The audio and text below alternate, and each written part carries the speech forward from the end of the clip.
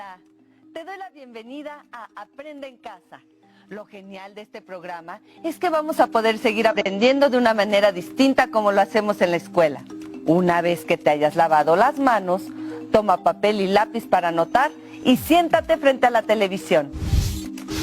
Hoy vamos a recordar cómo era la vida hace mucho tiempo, más o menos 200 años atrás. Es tanto tiempo que ni tus abuelos habían nacido. Primero veremos cómo era la vida de los mexicanos al lograr la independencia. Al final te haremos 4 preguntas para que pienses un poco más sobre lo que aprendiste. Disfrútalo. Todos conocemos la historia de la Guerra de Independencia Mexicana. Comienza con el Grito de Dolores y después de una larga lucha de 11 años, concluye en 1821. Y al hablar de ella siempre nos platican de los grandes personajes como Hidalgo, Morelos y Guerrero, quienes hicieron posible la victoria. Pero, ¿y qué pasó con la gente común que vivía en esta nueva república? ¿Cómo vivían los mexicanos después de finalizar la Guerra de Independencia?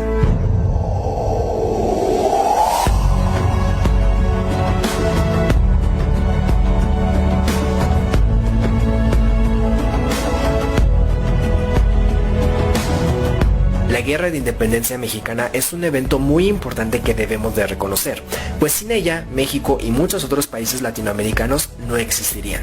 No hay que poner en duda eso, pero también debemos de ser conscientes de que el proceso de estabilización después de la guerra no fue algo sencillo ni mucho menos rápido. Para que México lograra formarse como una nación sustentable e independiente, no solo política, sino también económica y culturalmente, se necesitaron cerca de 70 años más. E inmediatamente después de la guerra, en realidad el país estaba en muy malas condiciones. Lo más evidente eran los estragos que ésta había dejado. A lo largo de todo el país era posible encontrarse con familias que perdieron a sus seres queridos, construcciones destruidas o abandonadas producto de las municiones empleadas, pueblos que quedaron completamente deshabitados e incluso antiguas zonas de batalla con cuerpos de soldados caídos, las cuales a su vez produjeron graves enfermedades infecciosas. Además, el tener un campo poco productivo y una industria muy dañada y aún controlada por empresas españolas ocasionó que los primeros años del México independiente fueran realmente oscuros para la población general. El poco empleo y productividad del país ocasionó que los niveles de inseguridad se dispararan y comenzaran a surgir los famosos bandoleros o bandidos dedicados al robo de mercancías en rutas peligrosas a lo largo del territorio. Y por si fuera poco, a pesar de que uno de los objetivos de la Guerra de Independencia era lograr igualdad entre todos los habitantes sin importar su lugar de nacimiento o familia originaria, México heredó de la Nueva España una terrible desigualdad social que lamentablemente aún persiste hasta nuestros días. Las clases bajas y altas estaban muy marcadas y diferenciadas incluso por el color de piel, el idioma y la vestimenta, como mencionan varios de los relatos de la época. En el desarrollo urbano de las ciudades, las clases sociales también se vieron bastante diferenciadas.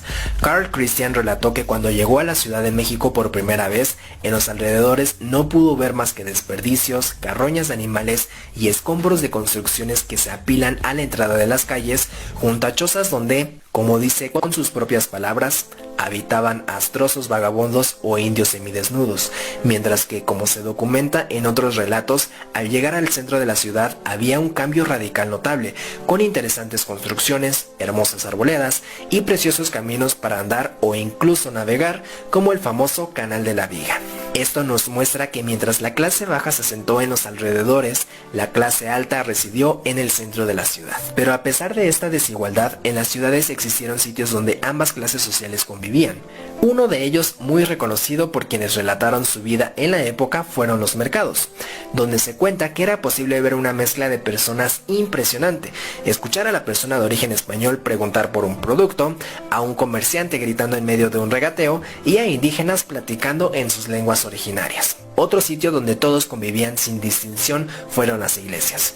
Muchos extranjeros se sorprendían al ver que, a diferencia de sus países, en México no existían separaciones de los asientos por clase social, sino que todos se sentaban mezclados sin importar su procedencia. Y ya que hablamos de las iglesias, es importante mencionar que México, inmediatamente después de la Guerra de Independencia, no fue un país laico. sino que tuvo como única religión oficial y permitida la católica, lo cual influyó en el estilo de vida de los mexicanos de la época. Desde luego no podemos generalizar porque siempre pueden haber excepciones, pero de manera general la población tenía la rutina de asistir a la misa por las mañanas y después realizar sus actividades durante el resto del día. Además, si un carruaje de la iglesia o una figura importante de la misma transitaba por las calles, todos tenían la obligación de guardar silencio, quitarse los sombreros y, en ocasiones, arrodillarse hasta que el mismo terminara de pasar frente a ellos. Y muchas veces habían personas que iban junto al vehículo encargadas de hacer respetar esta regla. Desde luego, las iglesias anunciaban la hora con sus campanarios, definieron muchos de los días oficiales de descanso, entre otras cosas. Entre todos los problemas que habían, la gente aún así encontraba maneras de entretenerse y pasar un buen rato. No todo era misas y trabajo. Durante las tardes o las noches, muchas personas acostumbraban a asistir al teatro o a otros eventos donde solían pasar el rato, como las corridas de toros. Desde luego, también era común asistir a las pulquerías y demás sitios similares. Es curioso, pero varios relatos indican que el mexicano de la época no acostumbraba a hacer reuniones en la casa con pocas personas, sino que solía reunirse en grupos bastante grandes como en los sitios que mencioné hace un momento, o bien en eventos que eran de gran importancia como los días feriados. Esta forma de agrupación a gran escala era la manera más común de socializar. En pocas palabras, las personas continuaron con su vida diaria como pudieron, independientemente de formar parte de una nueva nación, e incluso muchas quizás indiferentes a la situación política del país. Algo a lo que la gente se enfrentó durante mucho tiempo fue las interminables batallas por el poder político.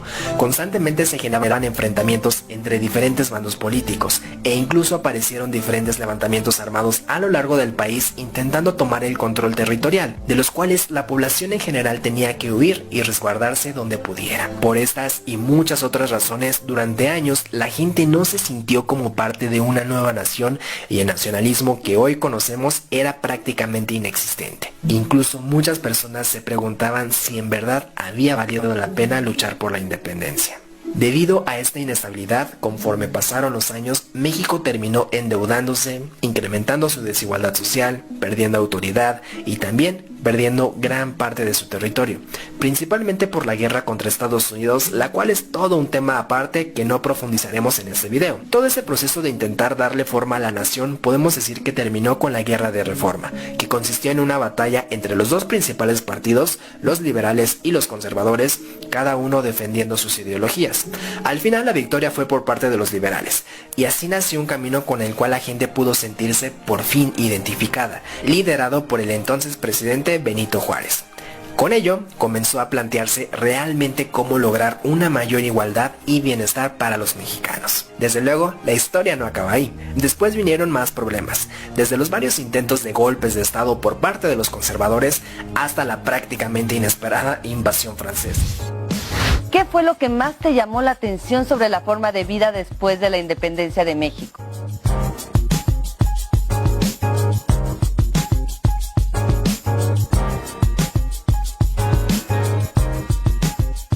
¿Qué diferencias encuentras entre esa época y la de ahora?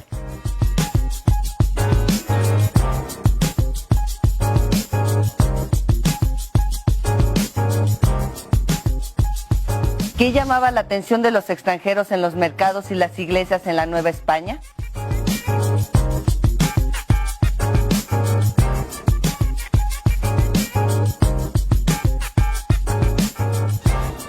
Elabora una pregunta sobre este tema.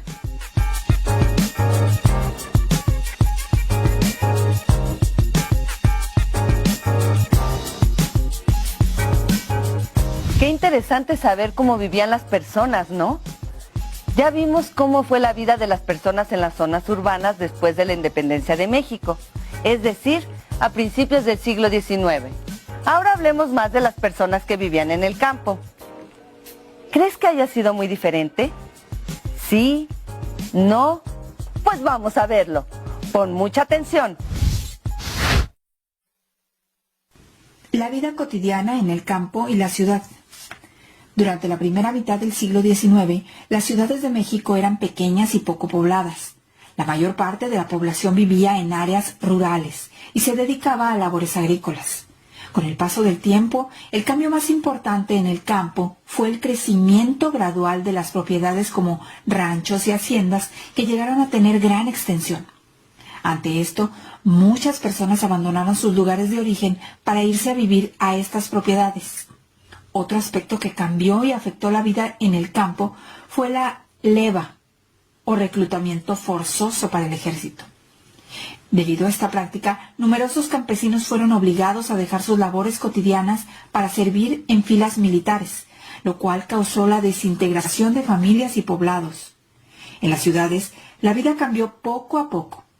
En buena medida, las personas continuaron desempeñando los oficios y las actividades del virreinato.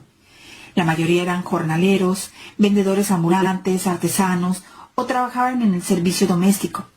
También había, en menor cantidad, empleados públicos, comerciantes, tenderos, funcionarios, militares, profesores, médicos, abogados, sacerdotes y monjas. Un fenómeno que comenzó a observarse en algunas ciudades fue el aumento de la población proveniente del campo que desempeñaba diversos oficios como aguadores, vendedores ambulantes o cargadores en los mercados. Otros, debido a las circunstancias, se veían obligados a convertirse en limosneros. En las ciudades e incluso en los pueblos más grandes del país circulaban periódicos y revistas, y la gente comentaba los asuntos del día. Pues aunque solo unos pocos sabían leer, no faltaba quien les leyera en voz alta las noticias. Además de las fiestas religiosas, también comenzaron a organizarse conmemoraciones cívicas, como el Grito de Independencia, que se celebró por primera vez el 16 de septiembre de 1812, en Huichapan, Hidalgo. No todos los niños asistían a la escuela, pues al igual que en el campo, la mayor parte ayudaba a sus padres en las labores cotidianas. Las ciudades eran pequeñas y en ellas se destacaban generalmente los templos, mercados y palacios de gobierno. También en esa época la población acudía a divertirse a las corridas de toros, jaripeos, o bien a las peleas de gallos. Asimismo era común ver a las personas divirtiéndose con juegos de azar. Por ese tiempo apareció el libro Ensayo político sobre el reino de la Nueva España, del alemán Alexander von Humboldt, que describía la situación de nuestro país en los ámbitos biológico, geográfico, económico y social. Este libro despertó gran interés en Europa por la riqueza cultural y natural de México y ocasionó la visita continua de viajeros italianos, franceses, ingleses y alemanes.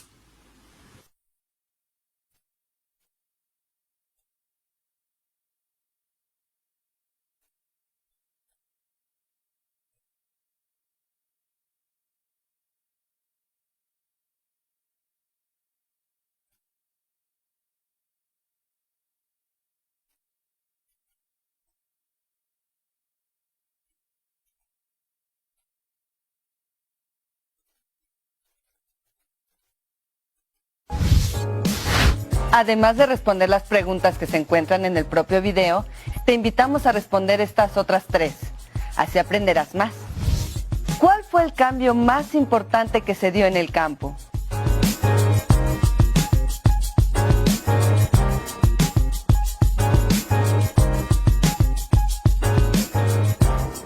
¿Cómo se enteraban de las noticias las personas que no sabían leer?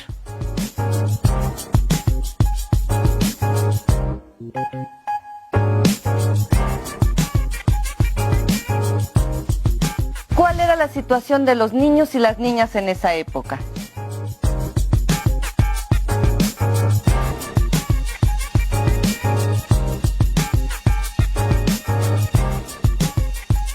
Si en tu casa hay algún libro sobre el tema o tienes internet, explora.